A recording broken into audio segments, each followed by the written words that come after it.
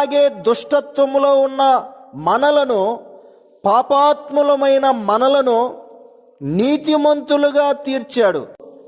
కొరింథీయులకు రాసిన పత్రిక 6వ అధ్యాయం 11వ వచనం, ప్రభు అయిన యేసుక్రీస్తు నామమునను మన దేవుని ఆత్మయందును మీరు కడుగబడి పరిశుద్ధ పరచబడిన వారై నీతిమంతులుగా తీర్చబడితిరి.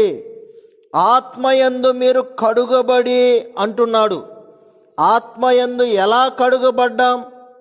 క్రీస్తు ప్రభు తన రక్తంతో కడిగాడు.